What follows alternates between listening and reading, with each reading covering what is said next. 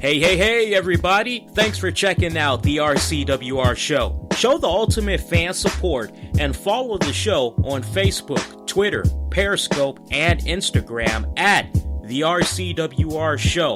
For original merchandise from the mind and hands of yours truly and friends, head over to cafepress.com/RCWR show. Go to that next wrestling or concert event in style. That's cafepress.com/RCWR show. And visit InfinityOneProductions.com, the exclusive home for new and exclusive original content, such as our 30 with Lee series, bonus RCWR show episodes, and much more. InfinityOneProductions.com. That's with an E as in Edward, put in the actual number 1, InfinityOneProductions.com.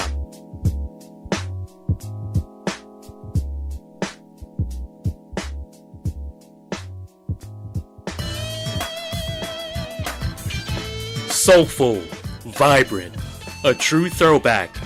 That's how folks are describing the new album by Dave Rogers, titled Love Notions No. 9. If you love Charlie Wilson, the Delphonics' William Hurt, and Charles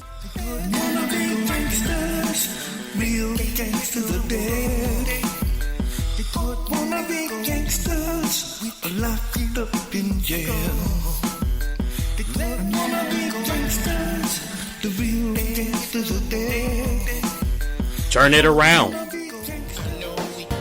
Love Notions No. 9 by Dave Rogers, available now on Spotify, iTunes, SoundCloud, and Google Play Music.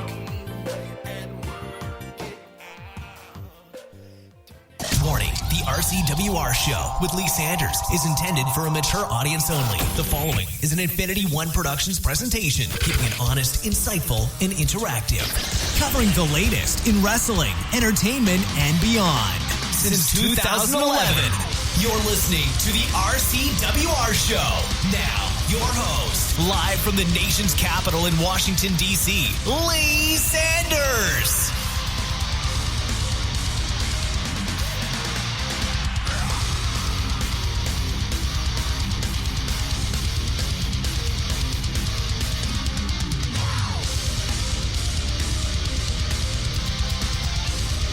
Ah, yes. What is going on, my pretty babies? It's the Black Avenger, aka the Black Azrael, Lee Sanders, and you are checking out an all-new special edition of the RCWR show as we are talking about tonight's WWE NXT Takeover special event that came to us from Toronto, Canada. I watched it from beginning to end, even checked out the pre-show. I gotta tell you, in a nutshell, man, I really loved what WWE had put out there tonight. I think we all can be in agreement, for those of us that's gonna be looking forward to checking out Survivor Series, which is like now about less than 24 hours away. Good God almighty, man. I mean, Survivor Series is really going to have to bring it, because, say it with me, for those of you that have been not only checking out the NXT shows weekly on the WWE Network, but also just home in a little bit. Home in on every single time we have gotten a takeover special event exclusively on the WWE Network. They have delivered every time, and it just seems like, wow, I watched like what was probably the most awesome takeover event ever. Like, how are they going to top this one? How are they even going to match this one? And somehow it seems like WWE is always able, if not surpass the previous takeover special event, they're able to match it. It's like equally as good. And I just got to say, hats off to the men and women that have performed on this card tonight. Loved it from top to bottom. My heart's nothing but a standing ovation to you guys. You guys fucking represented. As always, I want to hear from you guys for the next little bit that I'm going to be live on the air. You can interact with me. I got the chat via Spreaker. You can pop your head in there, say hello. You can also send a little something on Twitter, Facebook as well. Give me a follow on there as well while you're at it, man. If you like talking about wrestling and some stuff in between. The RCWR show. That's how you can find me. And as you're checking out this episode, man, you'll probably see a little heart icon, a little like symbol. Make sure you click on that, favorite it and all that, man, because more of those we get, the higher the recommendation is for those that's trying to find good NXT Takeover coverage tonight or for the rest of this weekend. They'll be able to find our show with more ease, man. So where do I even want to begin? I tell you what, I'll tell you how I'll begin this. I had tried to catch up on a couple of weeks of NXT I had missed. And I gotta tell you, it's been a little bit ice cold. And honestly, I think just the fact that like the best of the best have been taken from NXT and they've been split up on the main shows, it's kind of hurt NXT just a little bit, just a little tad bit. But I tell you what, man, the guys that I saw on this card tonight, leaps and bounds of improvement they have made that, quite honestly, the NXT brand overall, yeah, it's not quite what it used to be maybe a year and a half, 2 years ago. But I tell you what, it's still a really good, popular brand. I think we all can definitely be in agreement of that. Some of the girls that's down there, they've got a lot of work ahead of them. Quite honestly, I hope that in due time they do improve. I mean, hell, with a guy like HBK Shawn Michaels down there at the Performance Center, now officially, at least according to his best friend Kevin Nash, he is officially a coach down there. He's training the kids. The whole family moved down to Florida. No doubt, when you have one of the best in-ring generals, one of the best in-ring technicians that's teaching this up-and-coming generation of WWE talents, future is definitely looking very, very bright, man. I tell you what. But this event came to us from the Air Canada Center, night one of possibly a 3-night event. I don't even know what's going to be going on with Monday's Raw, but for sure, tonight, it came to us from Toronto, Ontario, Canada, from the Air Canada Center, which is going to be the exact scene in less than 24 hours for the Survivor Series pay-per-view event, which features Fantasy Warfare. Just got real. Brock Lesnar taking on Bill Goldberg. Small little piece of news for you guys. If you want to get an idea of how Bill Goldberg is going to be looking as far as his in-ring gear goes, you can actually check out 12 exclusive photos on WWE's website right now. You can also see a little bit of a video peek behind the scenes and getting the photos and all that together. I think you guys will have somewhat of a good time checking that out. So our first matchup that we got tonight to kick off the NXT Takeover. By the way, I got to give it up to the pre-show panel, which consisted of Mauro Ranallo. We had Lita. And there is a new girl. I'm still trying to figure out her name. I did have her name. I would actually have to scroll in my tweets here because I really do not mean any disrespect. But you know what? I know how I can find her because she was actually the last person I followed on Twitter because we didn't get Renee Young tonight. I thought for sure we were going to get Renee Young. I guess Renee Young has the night off. I am assuming she's just resting up for the Survivor Series post-show. Carly Caruso.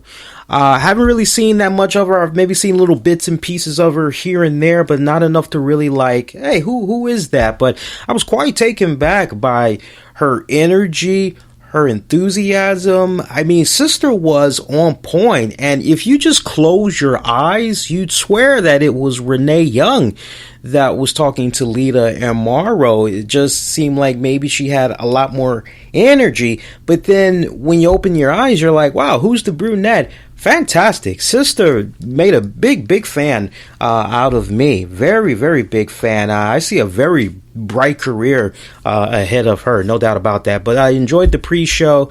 Those guys represented. They did a superb job in setting the tone. Actual pay-per-view match card or network event card we can go to right now.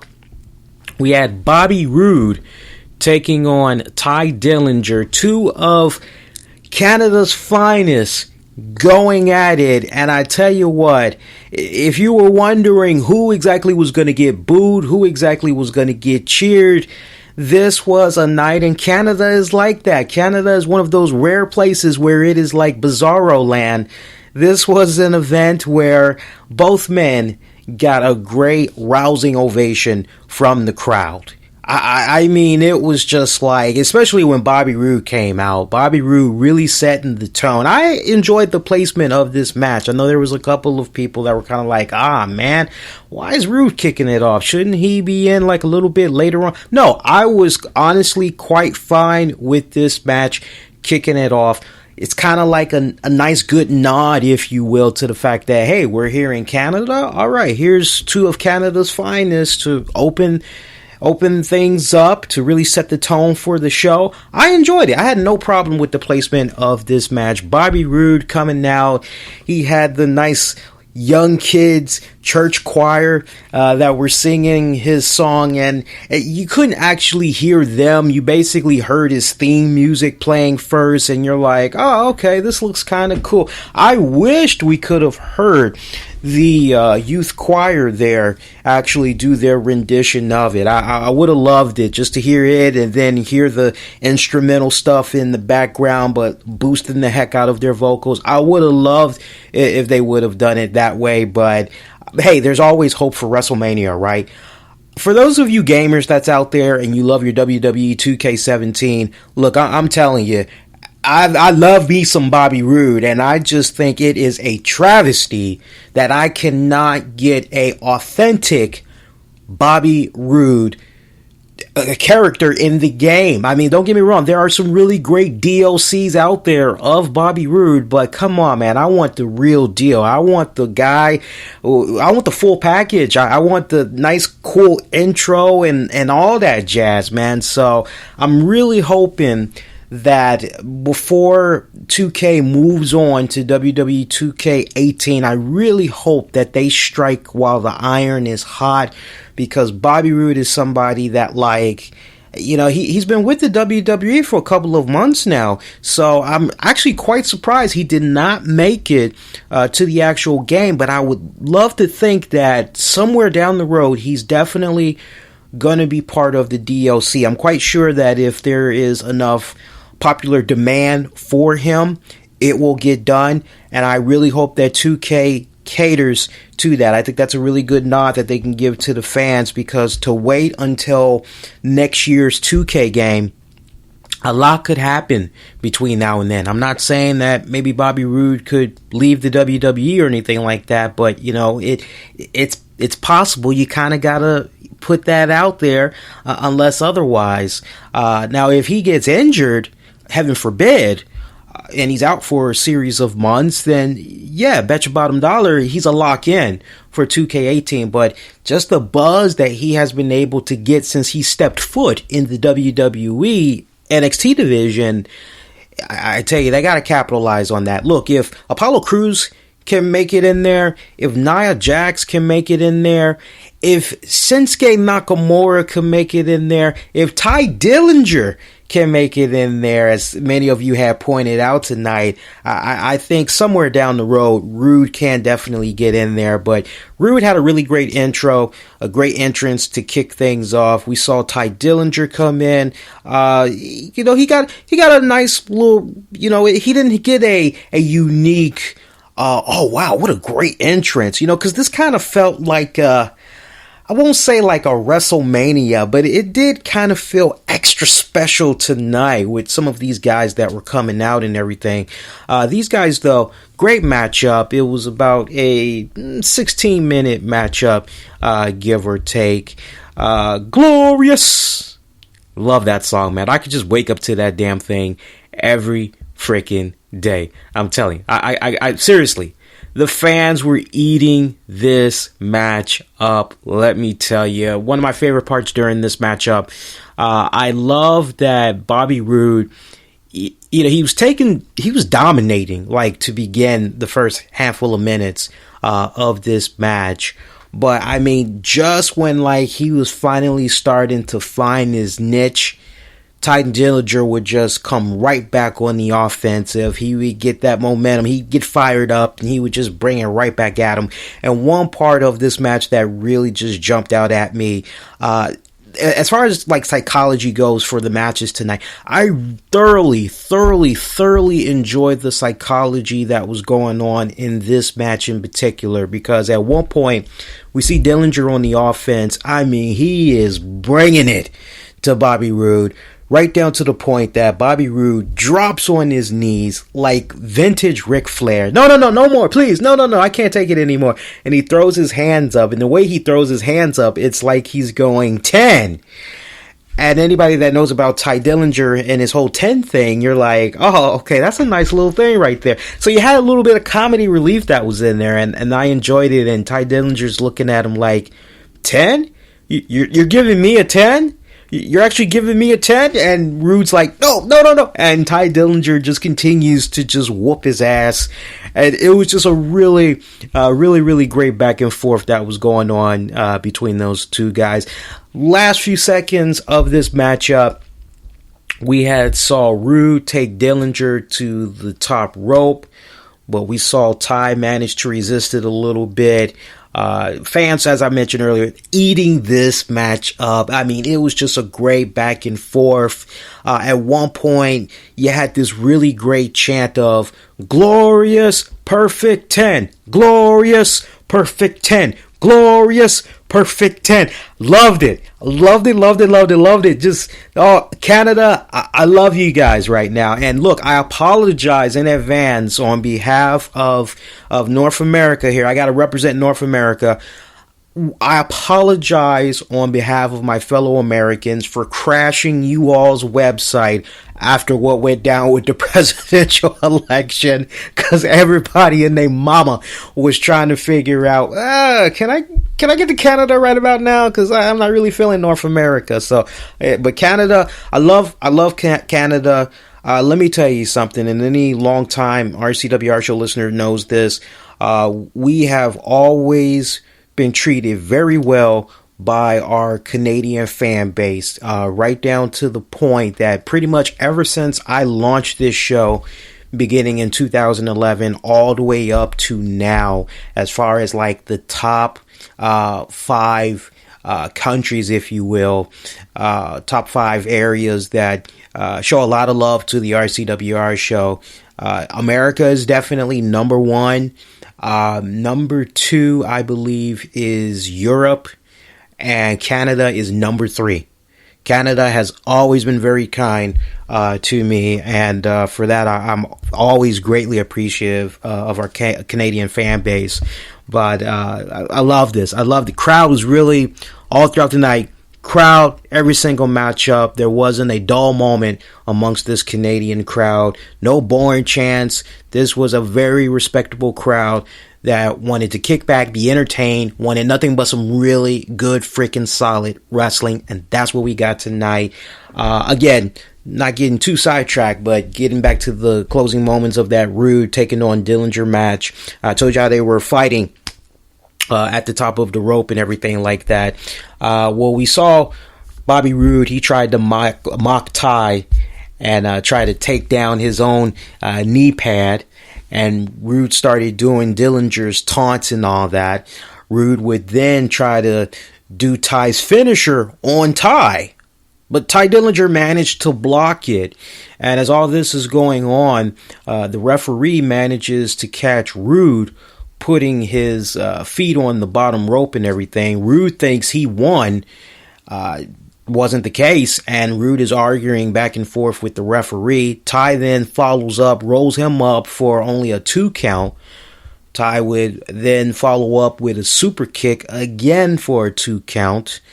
Crowd is eating this up. Rude comes back with a good strong right hand. Ty strikes back, and they just continue to trade shots like that back and forth. We then see Rude manage to block the tiebreaker. Dillinger tries to block a DDT from Rude. Ty then tries to apply a sharpshooter. Love that nice little throwback nod there. Nod to Hitman Bret Hart. Great big pop from the crowd, no doubt about that. That's how you got to do it, man. I mean, come on, seriously, think about it. How can you do a night in Canada and not have somebody bust out the sharpshooter? Come on now, come on. So we see Rude, as I mentioned, he managed to get out of that sharpshooter. Rude then rolls up Dillinger, only gets a 2 count. Rude then sends Dillinger into the ring post, not once but twice, if I'm not mistaken. Nails him with a huge DDT to pick up the victory, and continuing to be glorious. Oh, God. My man, Bobby Roode. That entrance is freaking sick. You know, the one beautiful thing that I loved about this matchup, aside from the psychology that was in this, I mean, it was a really good technical match, and it just had me screaming more and more, please, before Triple H retires from in-ring competition altogether, please, before Bobby Roode, because Bobby Roode, if I'm not mistaken, is now 40, maybe going on 41, before Bobby Roode hangs up his boots. For me personally, everybody talks about their dream match. Like WWE painted the picture of John Cena, AJ Styles. Never thought we'd see it happen. It's the dream. That was not my dream match. That was not my dream match for AJ Styles in the WWE. I don't know whose dream match that was. I'm not putting that down. But that was not my dream match, okay? But for me personally, when I look at guys that were in TNA wrestling and taking them out of that, putting them in the WWE mode and everything, as far as I'm concerned, I've been a big fan of Bobby Roode for many years. And for me, my dream match was to see him take on Triple H. Not because they look similar. Oh, okay. Although, you know, out of 100%, I'll bite. I'll say, you know, about 20% of that is, you know, but no, for me personally, just their mannerisms, the way that their in-ring characters have operated throughout the years, very similar backgrounds, kind of pompous, kind of smug, jackasses to a certain extent, crave power, very arrogant and all that. I just feel that they would mash up really well together. Now, obviously, you may have to have some type of a situation go down where, well, damn, Lee, you can't have two heels go at it, can you? Well, if we could just stop with the whole, well, it has to be this way because tradition has, I personally would love to see both of these guys go at it at their most baddest. But if I had to have somebody kind of go a little bit, you know, slightly babyface or whatever, I guess maybe Triple H could kind of maybe go there just a tad bit. You know, I don't know, guys. I don't know. But for me, that was always one of my dream matches as far as a TNA guy like a Bobby Roode. And I got to tell you in closing about Bobby Roode, he has just been on a phenomenal ride right now in the WWE. Look, I am really enjoying his time in NXT. And I just, if I had any message for Bobby Roode, cherish it, continue to embrace this, enjoy the moment, live in it. He is really coming off refreshed, revitalized, a second new lease on life as far as his wrestling career goes, and I can tell that he is genuinely having fun. So Bobby Roode, just continue to hang on to that, my friend, and enjoy the ride. And I tell you what, I know Bobby Roode has said in a lot of interviews that, he's happy being in NXT. He's not really tripping about coming over to the main roster, although there are a few guys that he would love to face.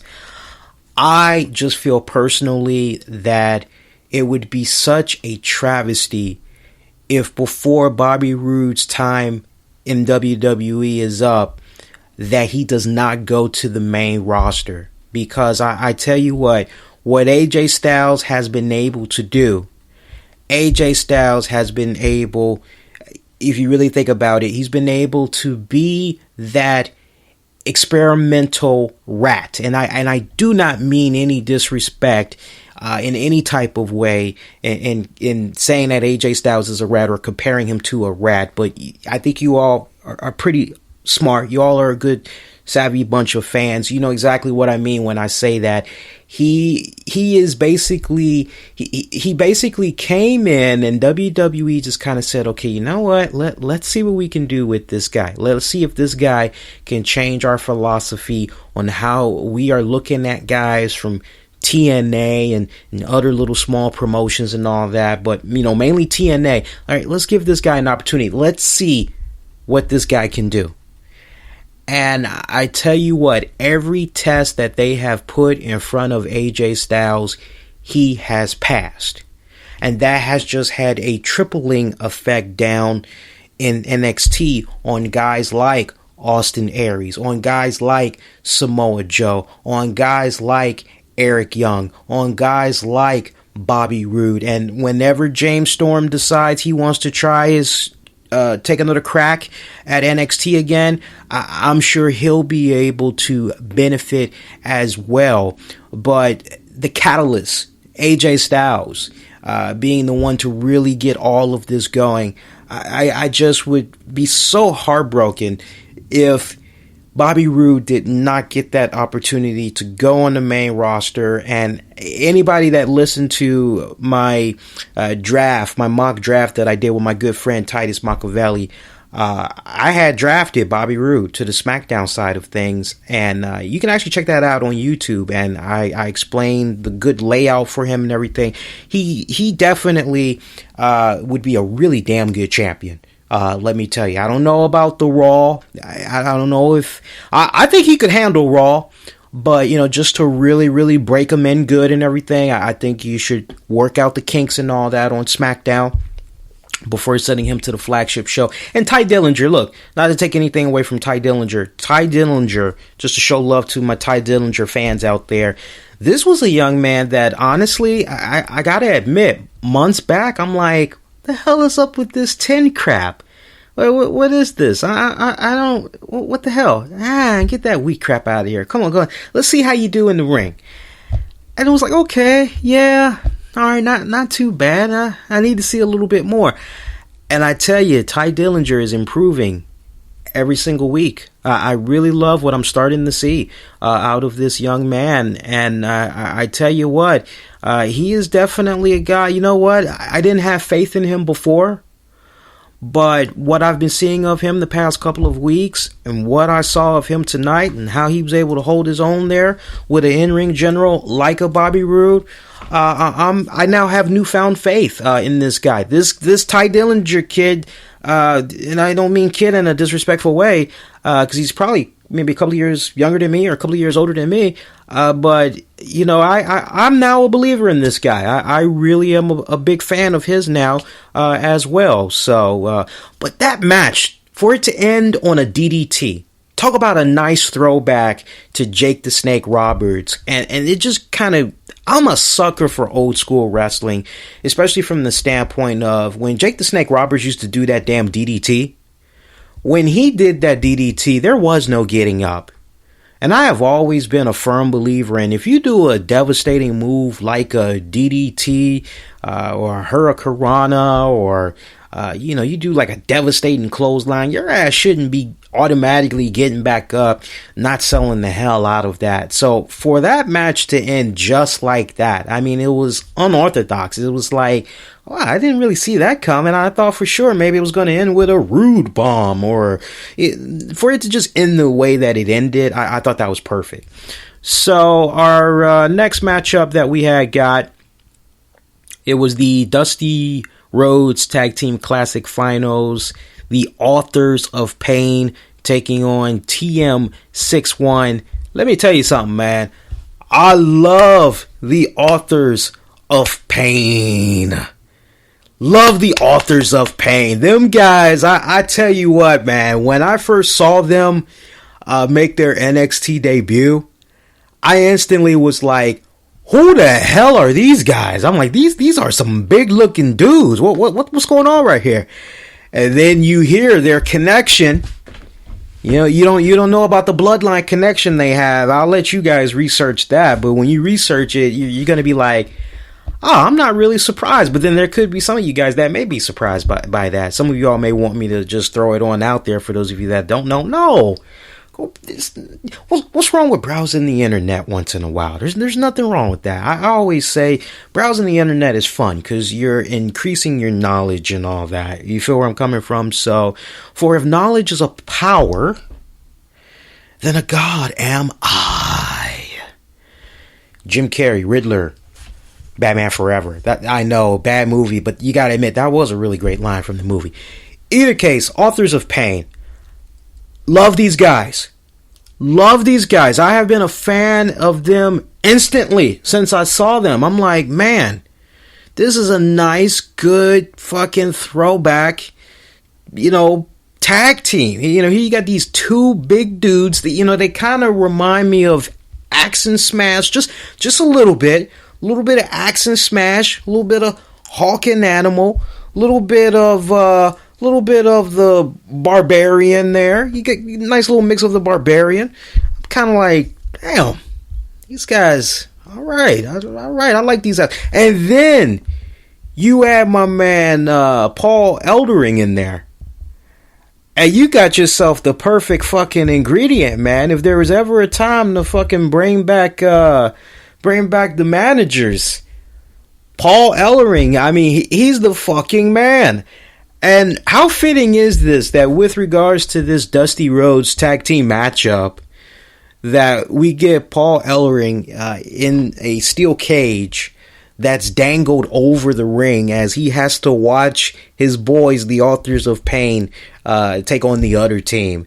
And I just love WWE doing those nice little throwback references. Hey, the last time he was in a steel cage like this? It was 35 years ago. It was in Atlanta. Talk about deja vu. And you're like, wow. For them to just like go there. And I'm kind of going, okay, this show really is for young adults. This show really is for the guys in their 30s and 40s that, grew up on this type of stuff from back in the day. I talk about like filling in those gaps of continuity there. I love that because on the one hand, you're kind of explaining the history, if you will, of Paul.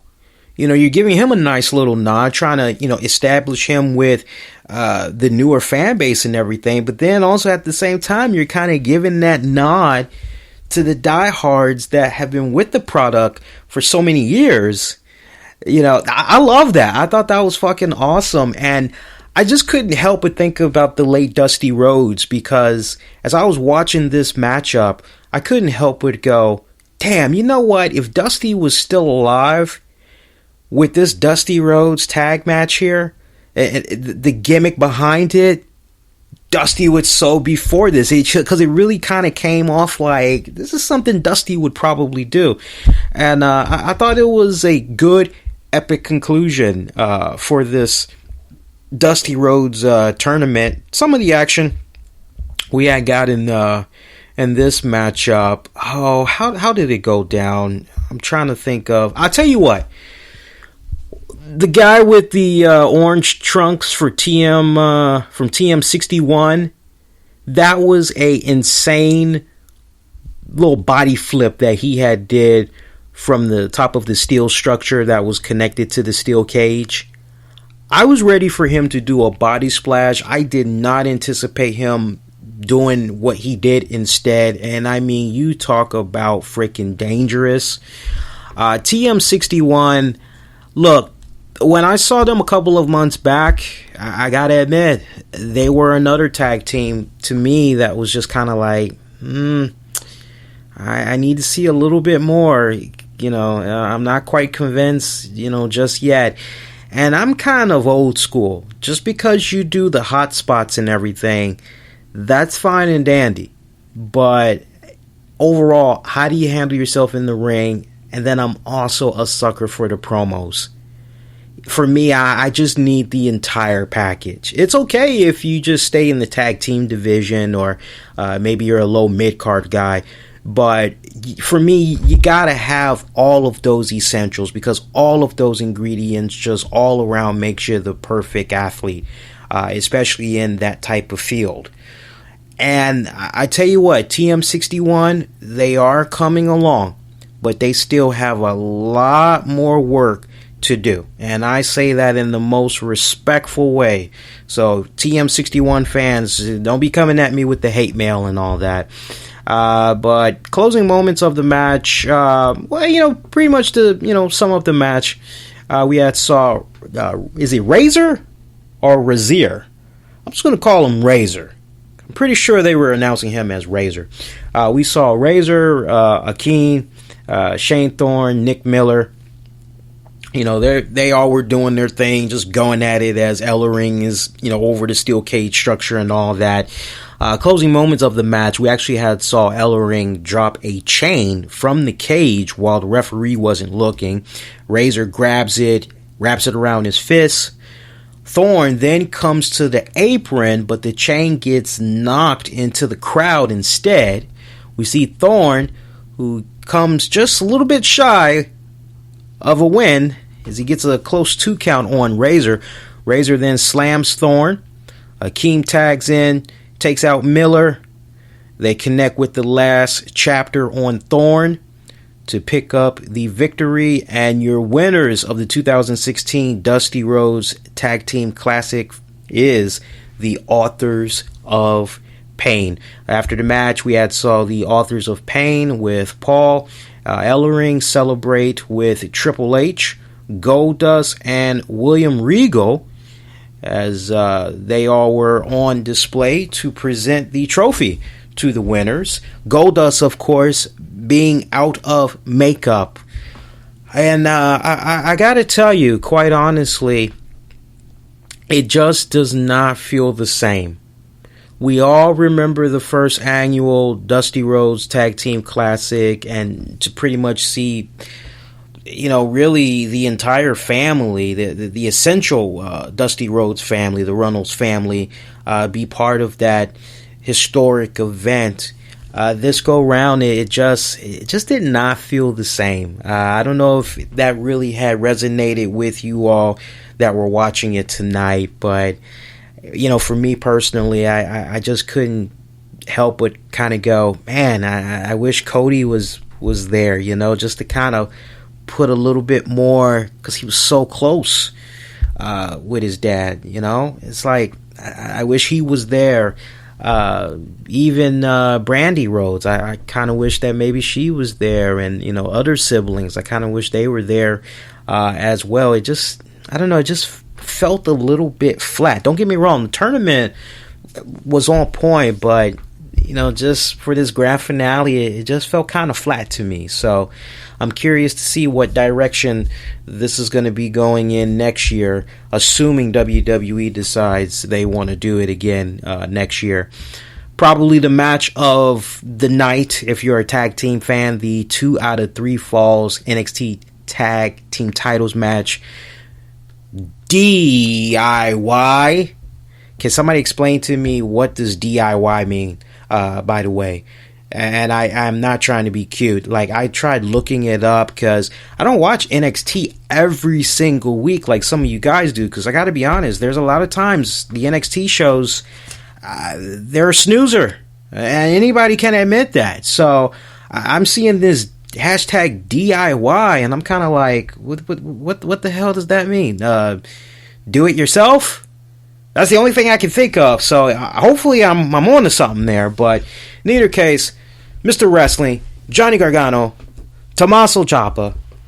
Tommaso Ciampa, by the way, one of my favorite guys We did the mock draft, Titus and I drafted. He was my wild card. Anybody that remembers that episode, I pulled a wild card stunt there. I said Tommaso Ciampa, he is my wild card because I liked what I saw of him in ROH. And I gotta tell you, man, I'm really happy for Gargano and Ciampa. This was without a doubt, for those that did not watch the TakeOver event tonight, if I had to point out one match that you need to go out of your way and you need to check out, the first match you should check out, this would be the match. And I have a feeling that when it comes time for the Slammy Awards and all that good jazz, at least for the NXT division, because I think past couple of years now, they've done an NXT Awards thing. Well, they definitely need to have a category for, like, if not match of the year, maybe tag team match of the year. Because Johnny Gargano, Tommaso Ciampa, freaking the Revival. Dude, I love the Revival. The Revival reminds me of the Andersons. I mean, just, ain't nothing pretty about what they do. Just straight up brawl in your face. I mean, it's ugly. Just straight up brawl striking. I love that. I love that. And it just kind of made me wonder, like, man. And I know some people don't really like to take previous generations of wrestlers and do the whole, well, what if? But for me, I just can't help but, like, man, can you imagine taking the Revival and putting them in the 70s and the 80s, taking on Ole and Arn? That would be fucking epic. And yeah, I'm reading you guys' comments from what you all are saying in the chat. The thing is, I don't have this show scripted. Anybody that has been listening to the show long enough knows I'm running right through it. I'm running right through it. So if I stop every couple of seconds and I read you all's comments, I lose my train of thought. So, forgive me and don't feel like I'm disrespecting you guys and not reading you all's comments. I'm just trying to, because when I do this, I have an idea of what I want to talk about, but nothing is rehearsed. Nothing is scripted. That's why this show is fucking cool, because I can just come on here, give me a live microphone, let me go at it. So I will piggy on back later on and get you all's thoughts. Speaking of which, if you guys want to maybe do something interactive right now, there is a poll that I have up on Twitter right now for you Twitter followers. And I'm asking you guys, what did you think about tonight's WWE NXT Takeover event? So you can definitely poke your head in there and chime in. I'm actually looking at the tally so far. And let's see if we can get those votes up, man. So far, we got about 18 votes in.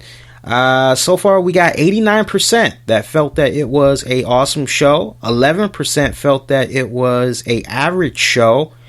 So that's good. That's pretty good. So it's the last tweet I had put out before we went live on the air. So, but yeah, man, getting back to the Revival, nice, good throwback fucking tag team. I have been watching them, and I know some people rag on them because, they're so bland. They don't really have any fucking charisma. Sometimes, depending on who the guys are, sometimes all you need is just enough of a tad bit charisma to get you over. But really, when these guys get in the ring, you can't help but be like, I tell you what, these guys don't really talk like that. They ain't flashy and all that, but damn, these guys, I'm always entertained. I have yet to meet a Revival anti-fan that just rags on them just all together. I've yet to come across that. Every time I see what people are saying about the Revival, it's just always, hey, man, them guys, they ain't no joke. And yeah, they are not a fucking joke, man. But that's my tag team match of the year right there. I definitely got to give it up to those guys respectfully. They fucking tore it up. 2 out of 3 falls. Let's pick it up, man. Let's tell you some of the action that went down in this match. So at one point during this matchup, we saw Ciampa. He was fighting back and forth with the Revival. We saw Gargano. He was able to make a hot tag in and took the fight to Dawson. Gets the upper hand. Gargano takes down both champions. Hits a neck breaker on Dawson. Only gets a 2 count. Gargano would end up hitting with the Shatter Machine. I mean, out of nowhere. And it was a 3 count. So Revival wins the first fall. But just how long this match was going up to this point, when you saw that pinfall, you're going, fuck, they retained. But then you're like, oh, wait, it's a 2 out of 3 falls match. All right, so let's keep going. So there was so many people that thought the match was over, believe it or not. Even though they announced that it was a 2 out of 3 falls match, that's just how, like, into this match you could get into, man. It was like that. But then going forward, because remember, first fall goes to the Revival. We then see Gargano. He comes back, tries to do another pin attempt on Dawson. Again, this is a little bit later on. Dawson takes Gargano to the apron, mocks the DIY before unloading on him.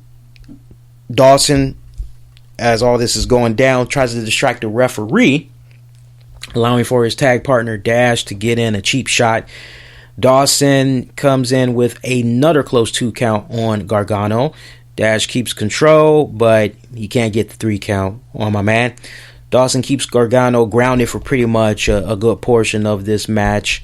Gargano finally manages to get a break. Tags in Ciampa for the hot tag. Dash comes from under the ring, tries to pull Ciampa off the apron, but Ciampa kicks him off. He then gets in. Yeah, it's coming back to me now, because I believe the first tag, ref didn't see it, if I'm not mistaken. So when he finally did get the tag in, he started unloading. Pretty much, you saw the Revival. They hit the heart attack on Gargano, but he manages to kick out. Ciampa finally, legitimately gets tagged in, and he just, as you would with a hot tag, he starts coming in, working on it. We pretty much saw the finish come about where Ciampa had connected with a crossbody on Dawson for a 2 count. Ciampa then hits with a knee to Dash. Referee tries to get Dash out of the ring. You see a DIY with a double super kick for a 3 count as Ciampa covers Dawson. DIY gets the second fall. Let's pick it up in the closing moments of the matchup. Gargano, Mr. Johnny Wrestling. I tell you what, he was starting to become a crash test dummy, man, because I mean, this guy was just getting so messed up. Revival was focusing on Johnny Gargano's legs, and you just couldn't help but wonder, okay, how is this gonna play out, man? Because they're gunning for the legs. This could end kind of, not good, not in a good way for Gargano and Tommaso fans. What's going to happen right here? And look, I'll admit, I've been waiting patiently to see a scenario come about where Tommaso turns on Gargano, but the more and more I think about it, I'm kind of going, yeah, that would be not just yet. Can we maybe see them get the tag belts first? The more and more I thought about it, let's see them get the tag belts first before that comes about, man.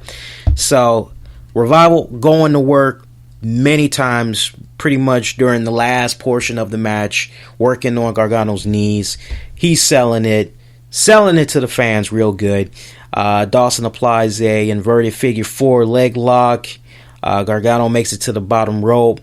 Revival tries to go for DIY's finisher, but Dawson accidentally super kicks his partner instead. We saw a Shatter Machine attempt by DIY that leads to only a close 2 count.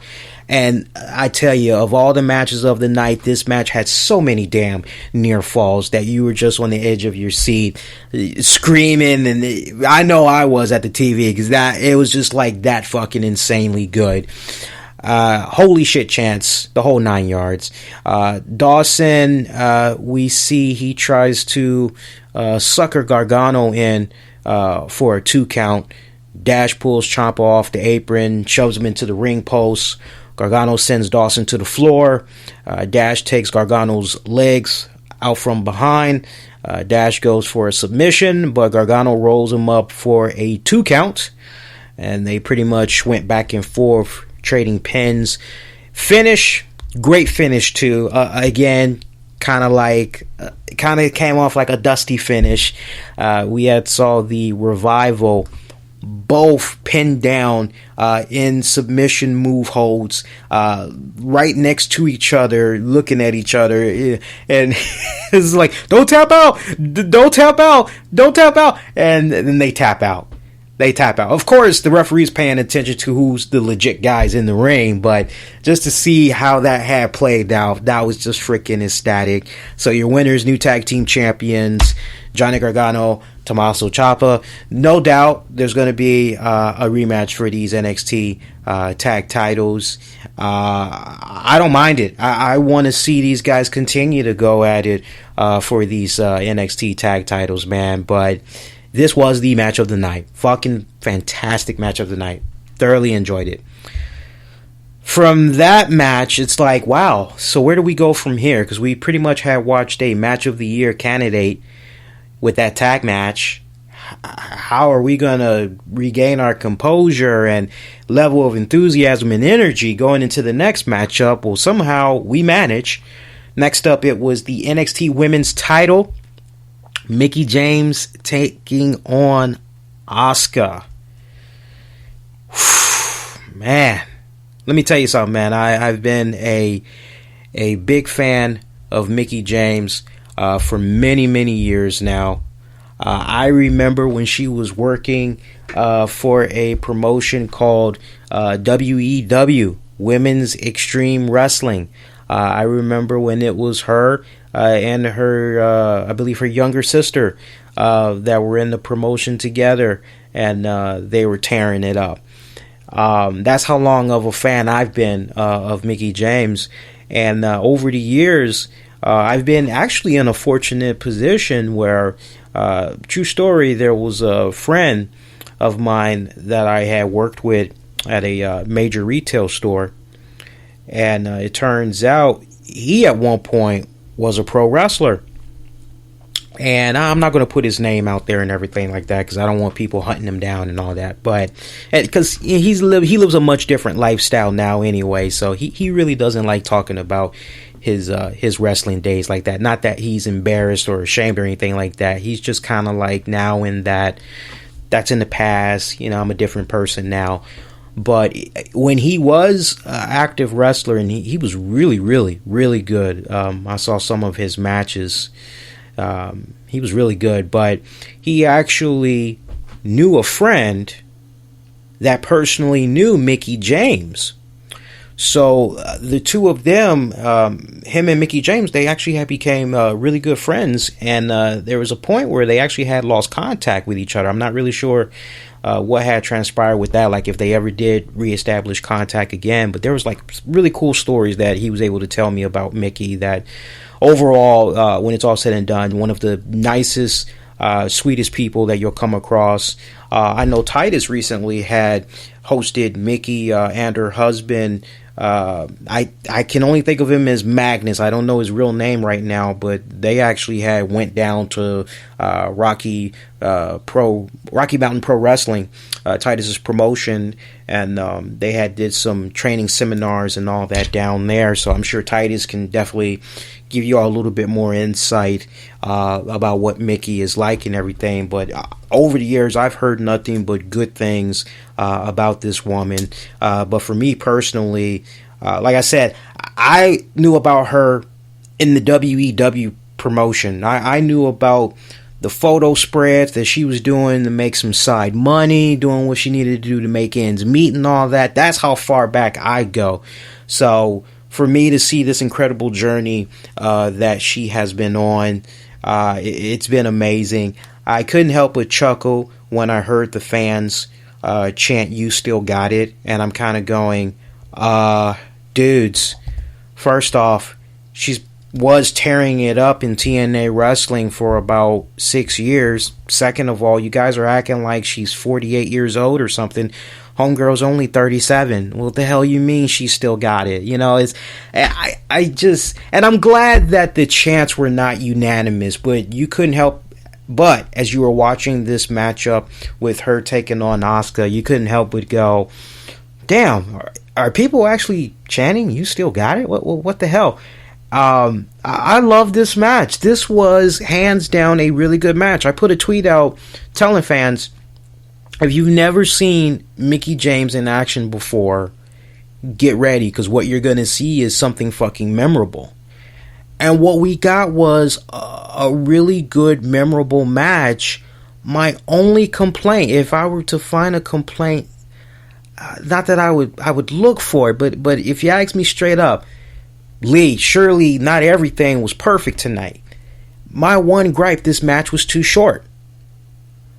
They were telling a fantastic story, and I loved it. Asuka, who has been undefeated for like a fucking year or whatever, you know, I mean, she's reigning supreme, and with each victory, homegirl is just getting more cockier and cockier and cockier. You know, because she knows she's the shit.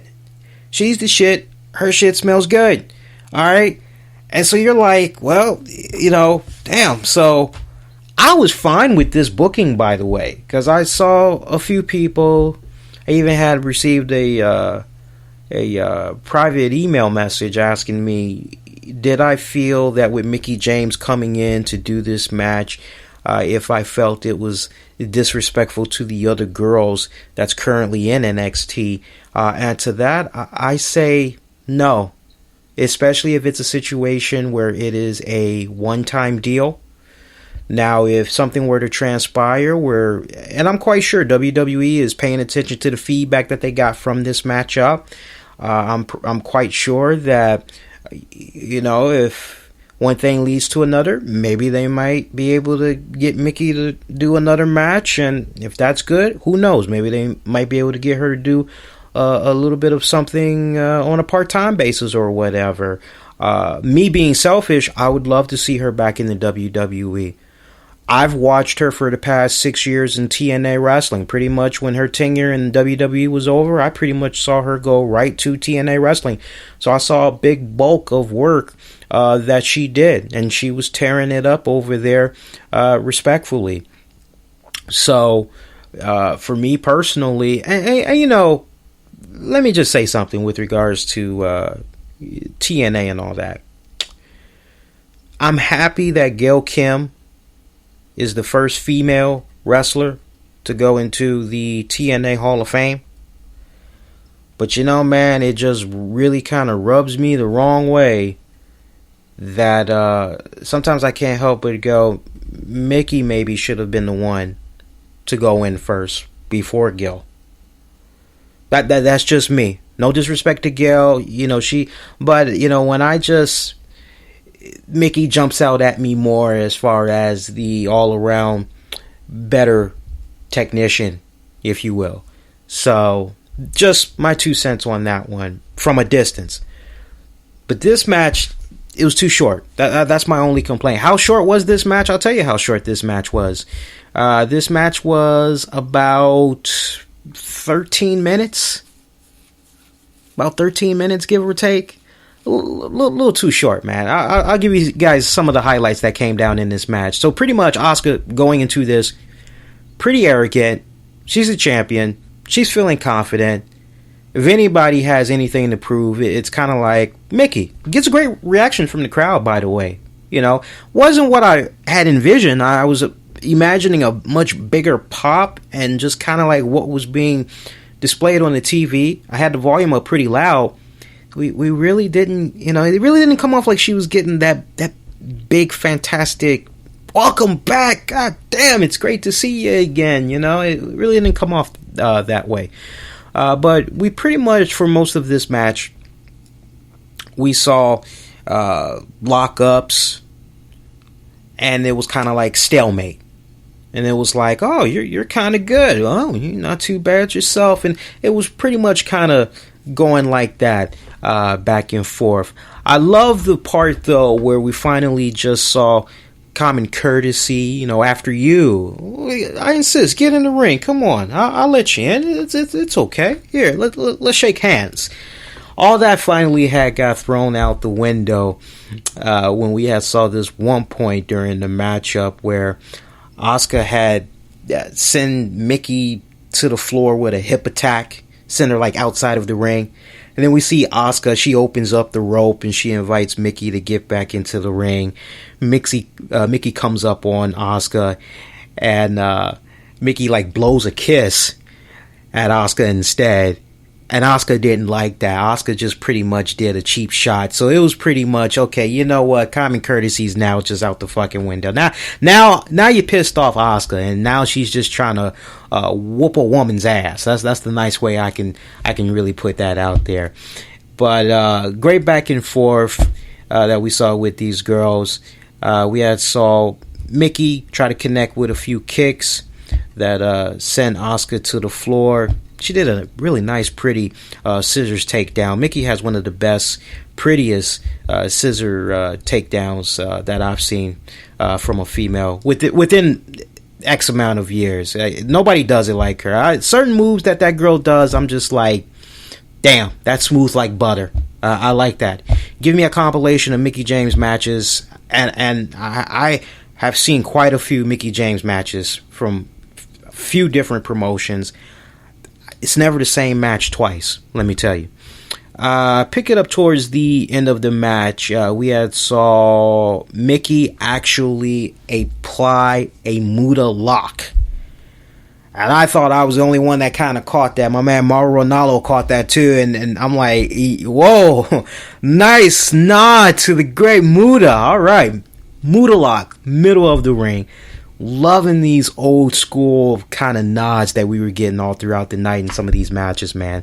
Asuka, she manages to drag out of that, get to the bottom rope for the break. They continue to trade shots at one another. Mickie takes Asuka's face first into the corner. Next thing you know, Asuka turns it right back around, and they are just trading strikes back and forth. I mean, it was just pretty much, that all you got, sister? Bring it. I can take it and dish it out. What else you got? That's pretty much how it was going for a lot of this match. Mickie then just, I mean, I don't know if it was maybe the psycho Mickie coming out of her or what, but we saw her just deliver this nice, good, strong, big slap to the face of Asuka. Asuka was just like licking her lips, kind of looking a little bit surprised. And I tell you, man, certain women and their facial expressions, Asuka, I tell you, I love the faces that she be making, man, because it's just like, damn. I love Japanese. That's all I gotta say. See, you gotta be respectful. You gotta be classy about it. You can't be doing like some people, and I'm only poking fun at my brother. You can't get all grotesque and X-rated, especially when some of these women got kids and baby daddies running around. You can't say all that all out in the open like that, man. And then next thing you know, you turn around and you go, why was I blocked by Mickie James? I ain't have nothing to do with that. But anyway, final moments of the matchup. Asuka, after she got that big slap, she came right back with a spinning back fist. Slap upsets Asuka. Obviously, Mickie blocks a shot, hits with a neck breaker. Mickie then follows up with a clothesline. Asuka misses a splash from the second rope. Mickie drops Asuka with a flapjack. Mickie then tries to put away Asuka. Tries to go up for, I think she tried to go up to the top. Hit a senton if I'm not mistaken, but that was only like a 2 count. A lot more back and forth a lot of trading and all that. It pretty much ends with Asuka blocking Mickie's DDT as Asuka then tries to apply the Asuka lock. They were tangling on the mat for a little bit, but that sequence that was going on right there to wrap up that match as Asuka was looking for the Asuka lock, that was like some of the best countering I have seen from female wrestlers in the WWE to date. To date, let me tell you. That was great. That was really, really fucking great. Great sequence at the end. Mickie James just tapping out of nowhere. I was just really surprised. Very short matchup. After the match was over, Asuka gets her belt, retrieves it. We see the replays playing and everything. Mickie approaches Asuka as Asuka is celebrating, and they're there in the middle of the ring. Mickie extends a handshake. Asuka just looks at it, raises her title in Mickey's face, gives a sinister looking smile like, please, get that out of my face. And I tell you, just the way that it ended right there, you just can't help but go, wow. So, can we see this again? I know I'm saying that.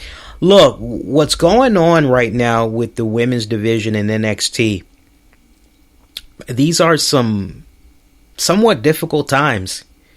You ain't got your Charlottes, you ain't got your Sashas, you ain't got your Baileys, and I must admit from the catch up I've been doing of NXT, there's only one female that I'm interested in right now, one female that I feel legitimately has a shot at not only giving Asuka a really great program, but also stripping her of that women's title.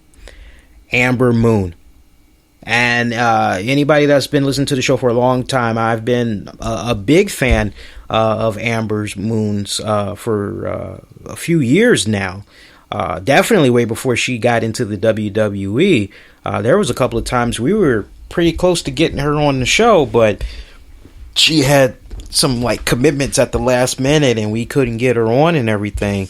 But I've been watching her from afar, and I gotta tell you, when I look at what's going on in NXT right now, it's just a very difficult transition. A lot of the girls that I see that's there, they really gotta step up. They gotta seize the opportunity because you've got all these other hungry young talents that are determined, that want that spotlight, that want that opportunity. They want to cherish it and they want to run with it. And I tell you what, man, what I'm seeing currently of some of the girls in NXT, I'm not going to drop any names because I'm not going to do that. But my message to the girls that's currently in NXT, with the exception of Amber Moon, y'all need to come up to Amber Moon and you need to come up to Asuka's levels. Straight up. If you ask me if there's anybody else that is maybe on those two girls' levels, anybody else, I'm just not seeing it right now. And I don't like saying that because I am a firm, big supporter of women's wrestling, man. But it definitely pains me to say that. It really does. But WWE's trying. They working with what they got.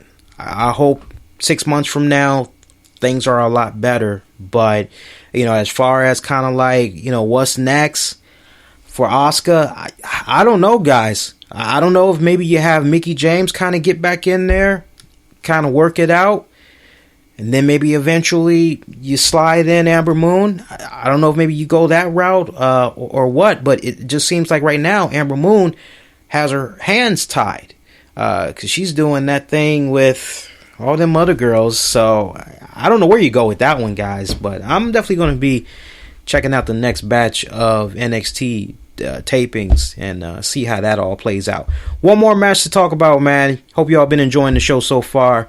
Again, Twitter poll is out there, man. I want to know what you thought about tonight's NXT Takeover event. I see we had a few more votes come in since we had first mentioned the Twitter poll. Hop on that Twitter poll again if you missed it.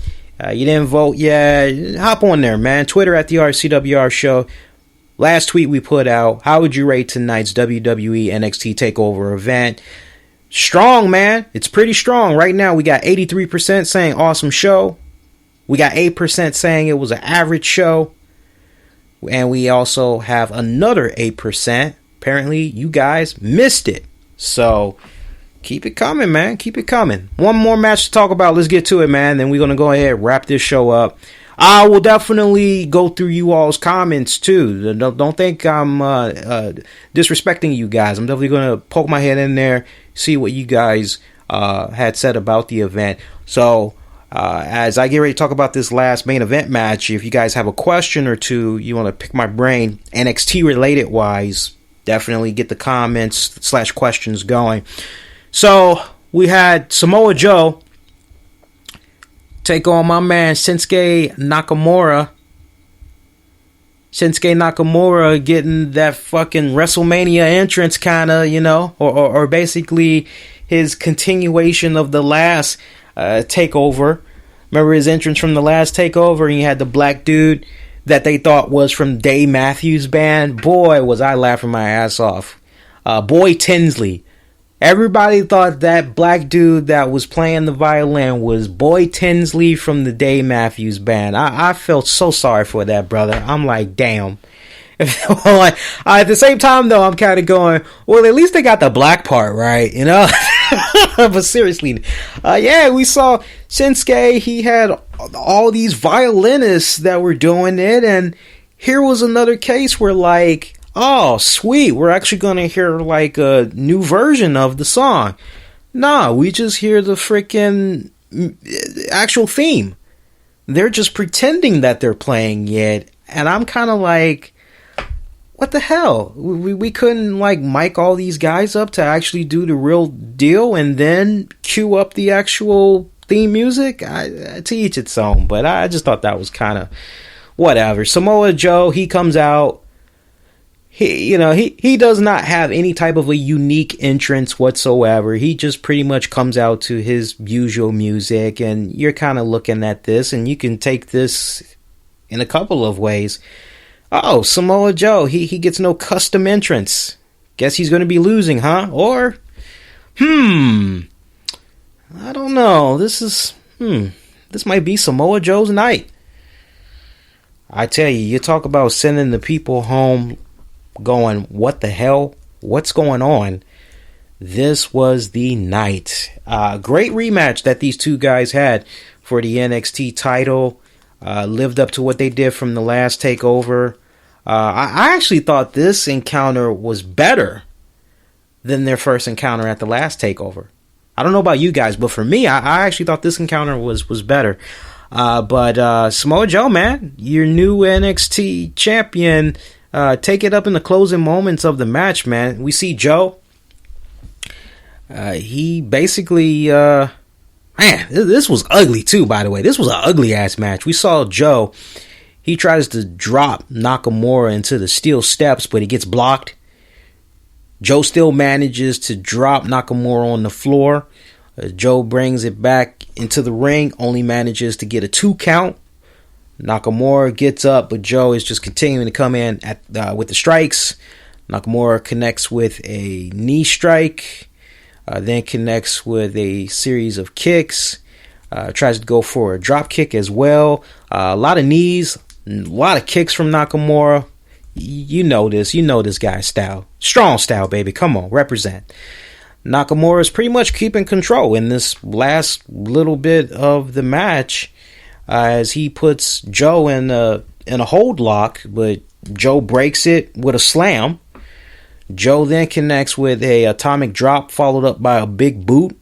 Not to make it Hulk Hogan-ish, but that's the sequence. That's how it played out.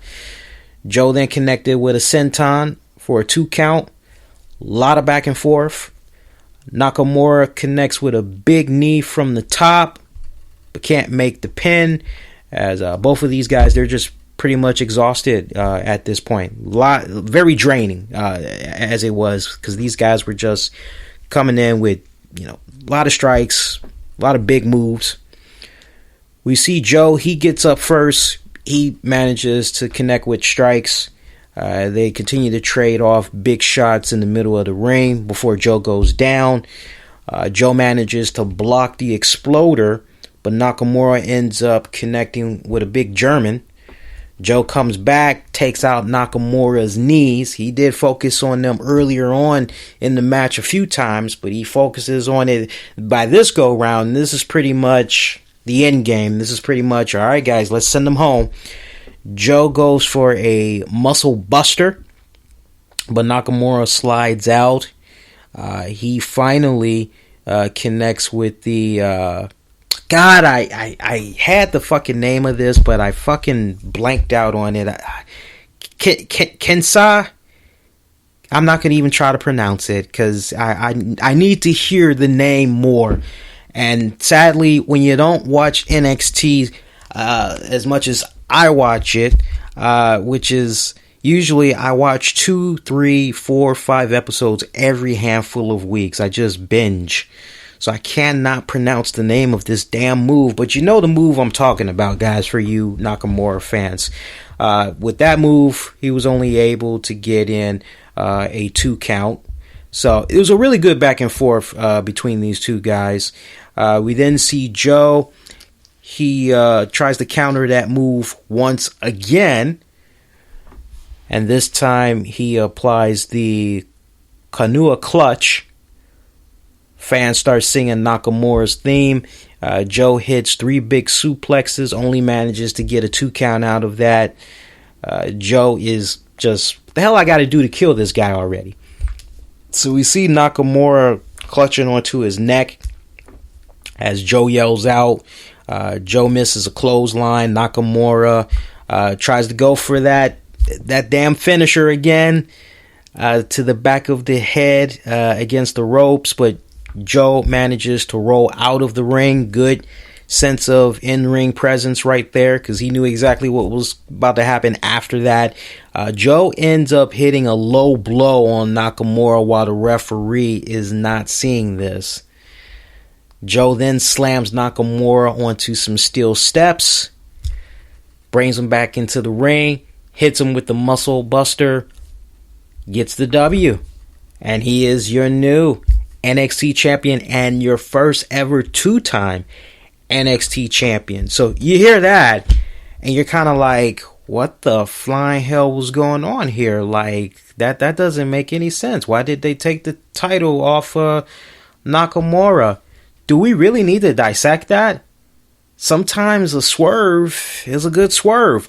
I'm all fine for it, because see, I look at it from this standpoint, and again, I'm looking at what's currently going on right now with the current landscape of NXT as it stands. As it stands, you got Bobby Roode. Doesn't quite seem as though he's done with Ty Dillinger just yet. I would actually be quite surprised if Roode moves on to somebody else. I just have this feeling that those two guys aren't done just yet. So I wouldn't be surprised if their rivalry continues on NXT programming, and maybe it wraps up on NXT television programming before they both move on to new feuds. But they're tied up. So then you look at what's going on with Nakamura and Joe. I'm fine with this title switch from the standpoint you just refreshened the main title picture once again. So now you have Nakamura in this position where he's definitely owed a rematch, but now he's pretty much chasing after Samoa Joe. And quite honestly, I'm fine for that. This buys you a couple of more months until you get a better sense of, okay, who's coming along? You know, who maybe can we slide, right on in there, So for me, I'm fine with that. I'm totally fine with that. It makes it interesting. Some people may be upset with that move. I'm all fine for it, especially if it means you get a new, fresh batch of storytelling that you can do over the next several weeks. I'm totally fine with that. But I tell you what, I already talked about the women. Looking at what's going on with the males, you know, I mean, after you get past Nakamura, assuming that Joe was able to retain, okay, well, who's your next big top babyface that maybe you could put in there? You might be able to play around with Ty Dillinger. You might be able to go that route. Flip the script. What if it's Nakamura? Honestly, if it's Nakamura, I say maybe you have him feud with Rude for the NXT title. Just, you know, call that some wishful thinking right there. But I gotta say, overall tonight, fantastic, man. I really had enjoyed the NXT Takeover event. I tell you what, WWE Survivor Series, woo, daddy. Is it stacked against them? Let me tell you. I'm really hoping that the men and women of the Raw and SmackDown roster are going to bring it. I hope they get a fire lit up under their ass from what they saw tonight. It was great seeing good old JR in the arena too, man. He had a good ringside seat for all the action, man. Really nice that WWE gave him a nod and all that. I like that. See, it really comes off like they're patching things up slowly but surely. I like that, man. So yeah, for me, it gets a pass, man. I enjoyed it thoroughly. Fantastic card from top to bottom. Wish the Mickie James Asuka match was a little bit longer. Let's get to what some of you guys have been saying in the chat room and all that good stuff, man. Let's see what's going on here. Just going through the chat. I'm just looking. Yes, I will be doing a show tomorrow night. For those of you that's curious, I'll be coming on live right after Survivor Series goes off the air. And let's see what else you guys are saying. I don't know if it's Raw writers that's killing the show. I truly believe that you have the correct writers that's in place, because when you find out the type of writers that WWE has for the Raw show, even for the SmackDown show, you hear their resumes, you're like, wow, these are some really good writers. You always have to remember that at the end of the day, what these guys are writing has to go through the hands of Vince McMahon, and ultimately he is the one that's like, get rid of this, I don't want this, I want this instead. So, you know, really, with what we saw of NXT, y'all gotta remember, this is Triple H's baby. Triple H is the one, and his team, they're the ones that's doing XYZ. Few times over the years, we've heard of situations where, oh, this NXT writer got promoted to Raw, and we're like, yay, that means we're going to get a better product. Not as long as Vinnie Mac is in there. Yeah, sorry, it is how it is. So I won't put so much blame on the writers. I think out of a scale of 1 to 100, I will give 10% blame on the writers from the standpoint, from what I understand, what I've heard over the years, you really don't have writers that are like being defiant. You don't have writers that are like standing their ground, like a Vince Russo saying, hey, this is what we should do. You know, this makes sense because, or a Paul Heyman and saying, no, you know, that doesn't make any sense. That's a crap idea because, no, this is the route we need to go instead. So, yeah, unless you have somebody that will respectfully but professionally challenge McMahon and crew when it comes to certain writing, then all you're going to have is what you got right now. So it is what it is. Let's see what else we got. Just going through the comments again.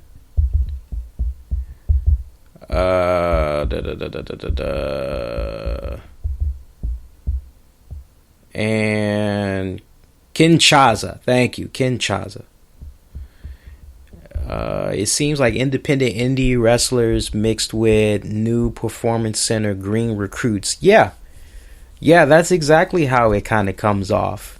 I mean, they are really trying to find their identity right now, man. I can't agree more with that sentiment. I think that's pretty spot on. It's a very interesting transition that's going on with that NXT product right now, man. I remember a time where, not to go overboard with this, but I remember a time where, like, when Sasha, Charlotte, Bayley, Sami Zayn, Neville, I remember when all those guys were down there, I was watching NXT every single week. I never missed an episode. And honestly, it's just gotten to the point now that NXT, it's like, I don't feel the need to watch it every single week. Like I said, I will wait like 5-6 weeks, and then I'll just binge on like 5 episodes just to kind of like get caught up. And I kind of see, wow, I really didn't miss that much. So I really hope things kind of pick up in the next little bit, man. I tell you what, because what I'm seeing so far, put it to you this way: Nakamura, Rude, and Joe, even DIY, they can only do but so much. And I'm sorry, but the Drifter is not how you make NXT get better. Did that man get booed, or did that man get booed? Seriously, man. Alright, so your next edition of the RCWR show, we're going to be coming at you Sunday night, November 20th. We'll be coming on fresh after Survivor Series goes off the air. So make sure you join me for that. That should be a very fun show. I'm going to try to do my best to let that be an hour show as well, because yours truly has to go into work for the next 2 days, and then I get to enjoy a nice Thanksgiving break. So I want to try to have that be a short show Sunday night. So yeah, we're going to try to do an hour, and then we'll roll out from that. And then you will definitely, aside from that episode, you'll definitely get your next episode of the RCWR show this coming Tuesday, November 22nd at 10 p.m. Eastern. Make sure you follow me on Facebook, Twitter, Vine, Periscope. Good God almighty, man. I'm all over the place. Use the keywords, the RCWR show. And am I forgetting anything else, man? Shout out to everybody in the chat. Shout out to Titus. Shout out to Razor. I don't think I missed anybody else, did I? No, I didn't miss anybody else. Shout out to everybody, man. That's going to do it. All right, I'm going to get the hell up out of here. Those of you that's going to be waiting patiently for this to be uploaded on the downloads or whatever, you ain't got to wait. It's pretty much ready for you to enjoy. So freaking enjoy it. All right, guys, I'm out of here.